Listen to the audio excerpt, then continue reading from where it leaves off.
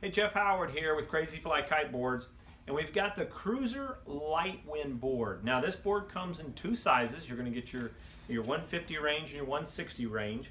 Now the size wise, you can look at that as depending on your weight, and if you're a heavy type rider and you want to go up into the light wind type stuff, that's where you can determine on the size wise.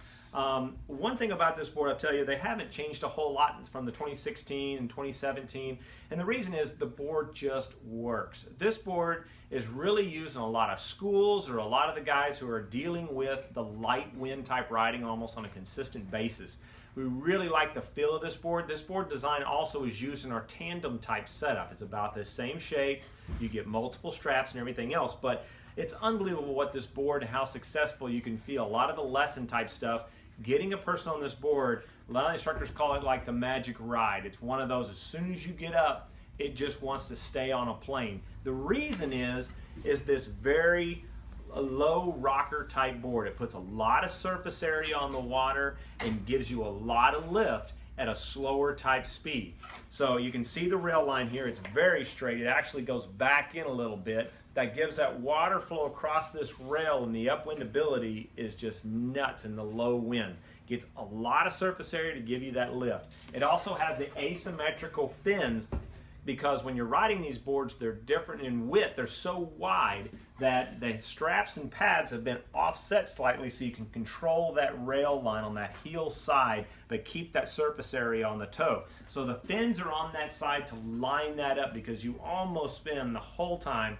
Riding these boards toe side is not really the main deal. It can, but it's very hard to control. So almost everybody sits on that heel side to get that upwind ability for the light wind. So these fins are lined up over. These are 5-centimeter razor type fins. These are the flex off type fins, and they work really well. This board also gives you a good amount of turn. Some boards don't. If there's no flex in the tips of some of them, that they've built them up way too stiff, you won't get any kind of flex at the tip, and the turning ability of them is just, basically nil to none.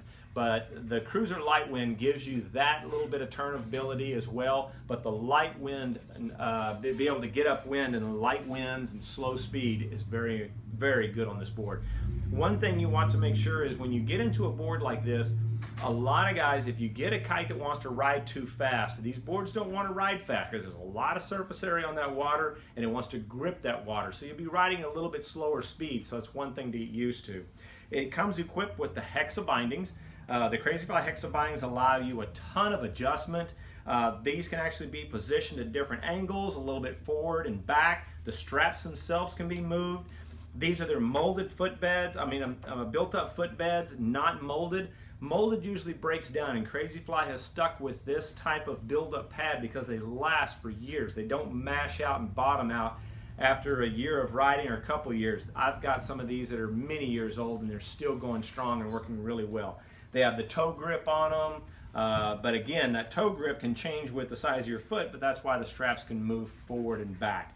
But overall, the light wind ability of the Cruiser Pro Cruiser Lightwind is very good. It's an amazing type feeling board. If you ever get a chance to get on one and you're out there in that light wind type conditions and bigger kites, give it a try. This thing definitely will get you going when nothing else will.